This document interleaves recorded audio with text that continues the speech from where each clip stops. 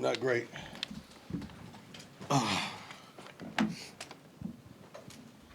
First, thankful for another tremendous opportunity to glorify the Lord. Came up short once again.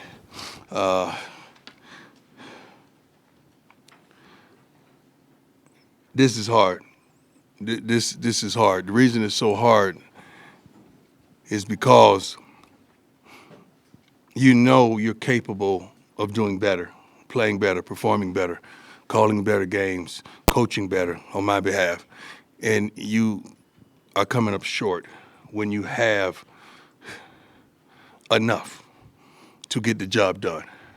And it's painful. It hurts myself, the team, and all the coaches, the fans, some of you as well that actually care.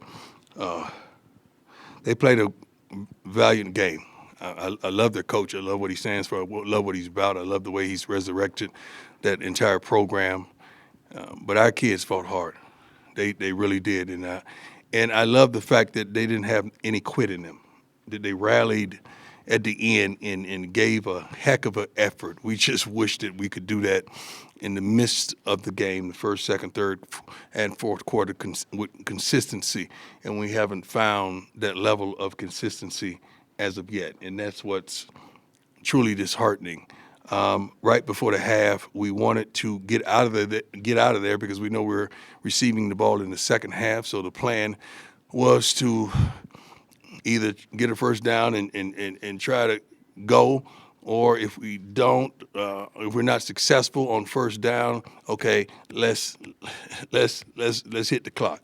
Let's hit the clock. We had a drop. I think we had maybe one or two drop passes on that series, which is very unfortunate. Then they get a tremendous return. They had 3 timeouts. We knew that going into it. They had a tremendous punt return, and they were able to punch it in, which is crazy. And that hurt tremendously, the score right before the half, because we know we were getting the ball in the second half. Had we not done that, the score is 7-3 at halftime. But unfortunately, that was the case. At the end of the game, we had 3 timeouts. I was instructing one of the officials that she's done a wonderful job, and I'm not blaming her that we want timeouts at the end of the various plays, but they've got a first down. So when I made eye contact and I saw that, it was like we didn't have timeouts. I'm like, and I just saw that. Like it confused me. Like we didn't have any timeouts left. I'm pretty sure it's on camera, but it is what it is. It is what it is. I think we would have saved like 30 or 40 seconds at that. Let's go. Hi, Coach. Adam, what's your How Tiger you doing? 24/7 Sports? Doing okay. Have you sensed the same attention to detail from your team in recent weeks? Yeah. I don't sense the same passion. I do sense the same attention to detail. The film time has gone up. Less mistakes, I think, penalty-wise. We had some penalties in some crazy situations, but we've condensed that over the last couple of weeks. We've been pretty good with that. It's just some little foolish darn penalties that we gathered today, but the passion of it, like the passion of that first game, the passion of those games, we're missing that, and that's still something we're trying to apprehend, and we're trying to locate it as well. Ariel Studio 9 News. How did you evaluate the offensive play calling today? It has so much to do, and that's a great question, Ariel. But it's not just that. It's that and execution of the play that's called. It's that and timing of the play that's called. It's that and the thought process behind these things that's called. It's a lot goes behind that. You guys are just seeing what you see. You're missing a whole lot of intangibles that transpired for us to be in this situation right now. Coach, what was Shador's pain level today? It seemed like right away he's really struggled to move around. I mean, shoot, he's been hurting. I think he went in to get an injection so he could finish. So it's extraordinary. That was in the fourth quarter? Yes, sir. And then how about halftime? The kid is tough. He's tough. He's fighting through it, and he don't make any excuses. He wasn't raised like that. We're not making any excuses. We don't do that. Coach, a follow-up on Sean Keeler of the Denver Post, a follow-up on Ariel's question a little bit. What did Pat Shurmur give you in your mind that you felt to make that switch that Sean Lewis couldn't and didn't? We're not going to demean Sean Lewis, sir. We're not going to do that. We're not going to take that tone. Sean is a good man. I think he's a good play caller. We just needed change at the time. We just needed to try something else at the time. And that's what we did. And I don't look back on it. I don't second guess myself whatsoever because it's more to it than what you may know. Okay, so let's just trust the process. Let's just trust the process. Sean is we're not going to demean any coach on his staff by any means. I don't get down like that. I don't move like that. Hey, Coach, Brian Howard from the Yes, sir. Camera.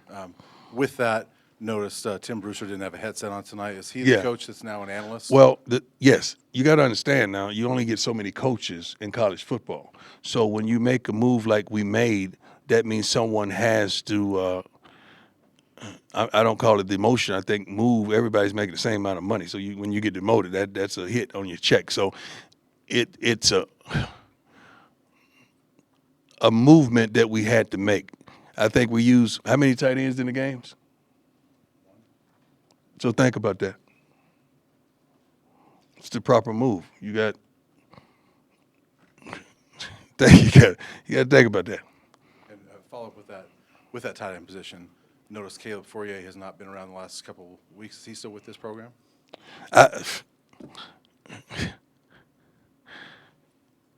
My focus is winning these games, man. It's not who shows up to practice, who doesn't. I mean, let's talk to Brew about that.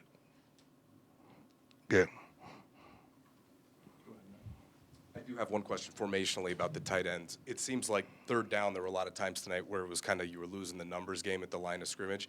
Is the lack of having that type of personnel in the building hurting you guys? No, I mean it's scheming. You give them a look and you see what they're in, and you call it based on what they're in at sometimes, or you just go with it.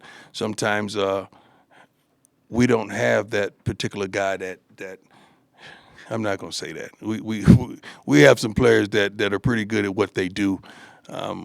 That's just the preference of the OC of the call in the rhythm of the game at the time, whether we use the tight end to block, whether he use if we're going to throw the darn ball, I'd rather a receiver be out there. That's my preference than a tight end. We got 4 or 5 pretty good guys that can really catch the ball. They can really run good routes. They can really get open. You saw that at the conclusion of the game. Coach Adam Rittenberg with ESPN. You mentioned a couple of times there's been things behind the scenes maybe we haven't seen with the play call. That's everybody. It's everybody's life. There's things in your life that I ain't seen. But you're a good guy, though, right? You have to ask people around. When did you decide to maybe consider making the change? Was it after UCLA or was it even before that time you were looking into it? I'm not going to disclose all my thoughts, man. I mean, my thoughts are my thoughts. I'm not going to disclose when I make a decision to do something. Just know that I made the decision and I don't stumble or stutter on it, and I'm not looking back. It is what it is, and that's what it's going to be. I make a decision to help this team win. You guys don't know all the intangibles in it. You just looking from the outside of the crib, looking in. I got tinted windows, and you can't even see in the house, but you're making conclusions on what I should and should not do. Coach Tyler King with the Denver Gazette. You mentioned the 2 touchdown drives you guys had at the end of the game. I know you haven't got a chance to watch the film yet, but what did you see that was different about for those 2 drives compared to the first handful or so that you guys struggled? That could be what they presented to us defensively, as well as making up our mind that we want it. We got to make up our mind. We saw a wonderful story today about the last week. I think I showed them a couple of days ago about the cows and the buffaloes. When the storm comes, the cows run from the storms. Buffaloes run to it. And I wanted them to make a decision which one they wanted to be. So they chose to run towards the storm. And they did a wonderful job, and they finished strong, and I was proud of them. We saw Shedeur throw the ball deep a little bit more maybe than usual today. Is he just trying to take more chances down the field? Obviously, we saw Travis make that play late in the game. It's not about taking chances. It's about taking what they give you. Like if they give us a one-on-one situation, we're going to bet on our receivers. That we have pretty good receivers. Either they're going to come up with the catch or we're going to get a pass interference, and that's something that we did today. When they give us the looks, we're going to try our best to take advantage of what's out there. Jimmy Sierfoss, 24/7 Sports. Pretty big recruiting weekend. Did you get a chance to interact with some of them? Yeah, I think I met with every recruit that came on official. Yeah, I met them earlier today. Coach, Pat Rooney, Boulder Daily Camera. The other day, you said after meeting with the O-line, you thought you would get a better effort out of them tonight. Might be hard to judge without watching the film, Right. but did you feel like you got that? Well, I know we got it in the end. I know we started off, a little lackadaisical, but I think we got it in the end. I always look at the statistics. I think we surrendered 4 sacks. I think that's better than last week, right? So you got to measure it by that. Our quarterback's still hurting a little bit, but he was hurting coming in the game. We can't put all of that on the line. But those guys, just looking them in the eyes, and they gave a better effort, a tremendously better effort, and I'm proud of them. Coach, Troy Finnegan, CU Sports Report. It's felt like the defense has been coming along the last couple of weeks, and they kind of kept you in the game for a while. What was your assessment of their performance overall tonight? The thing about defense that's different from offense, when you're listening to the calls, you know what's supposed to happen. You know who's supposed to be where, who's supposed to do this, who's supposed to do that. And Coach Kelly's done a tremendous job. I mean, he really has, because I know he makes a certain call, but if a certain guy don't do what he is asking him to do, that's very problematic, and we surrender points.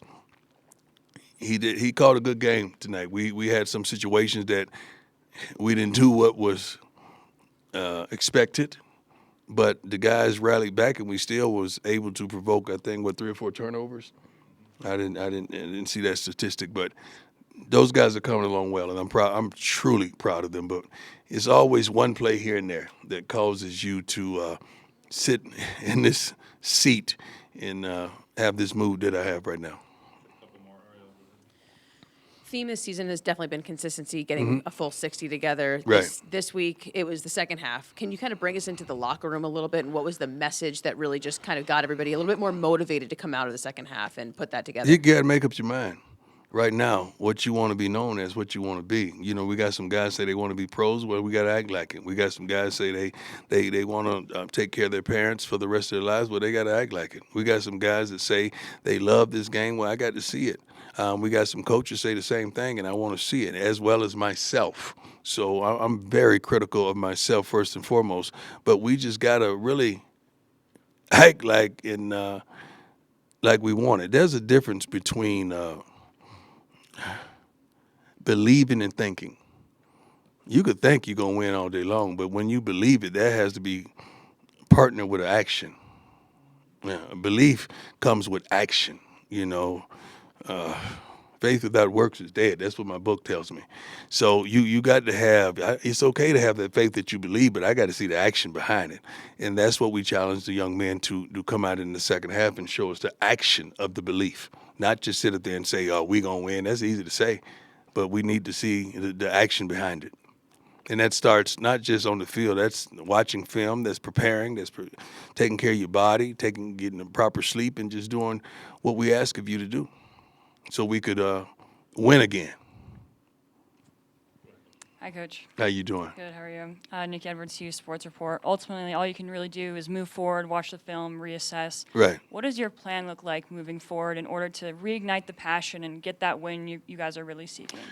Well, we take the proper courses every week. I mean, we motivate the guys. It's hard to fathom that you need to motivate men that say they want it. We try to motivate these young men, and they do a wonderful job. And I'm really proud of them fighting. I want to win, trust me. But long as I don't see quit, I could deal with it a lot better than I could if I saw quit. I don't see quit. I see guys fighting and trying their darnest, and you got to see their faces when I'm talking to them in the locker room at the conclusion of the game. Like that stuff hurts, man. That truly hurts everyone in that locker room. If it don't, there's a problem. There's a problem with your heart. There's a problem with your unity, you uniting and you loving what you say you love. That's a problem. But we got to get that passion back for this purpose with what we're trying to do. We got to get it back. Sorry, Coach, just for clarity. So Coach Shermer will be the offensive play caller again next week and going forward? You know how we've been doing it for the entire year? When we're in the big meeting room and we sit down, I'm right here I think Coach Kelly, Coach Ray Facette, Dennis Thurman, Coach Sherman, then the OC and the DC. The defense sits on that side of the table. So those guys right there, Dennis Thurman and Coach Sherman, they've had a tremendous influence on suggesting things this entire season. That has not changed. Now you just have a tremendous influence on not just suggesting, but calling it. So these things are not changing. It's still a group effort. It's not one guy doing good or one guy doing bad. This is a team effort the last time I checked. So we're going to consistently do what we think is the best for us to win. And I think both of those guys are really talented men, and both of them can contribute tremendously. You're looking at two different guys with two different references of experiences, and that's wonderful when you have a guy that's been dominant in college like a Coach Kelly defensively, then a Dennis Thurman as well. So when you have a guy that has gleaned almost 30 years or 20-some years from the pros, as well as another guy that's been in college, that's a phenomenal look, because like last week we played against a pro guy, right? Defensive coordinator for UCLA. So you need that kind of unity, coaching-wise as well. Great question, though. Clarify, though, you're talking about David Kelly? I'm sorry, David Kelly. David Kelly's on my right. Charles Kelly's on my left. Defense sits on this side. Offense sits stand on that side. But David Kelly and Coach Ray, they play a vital role in what we do with this organization. Thank you, Coach. We good? Thank you. God bless you all.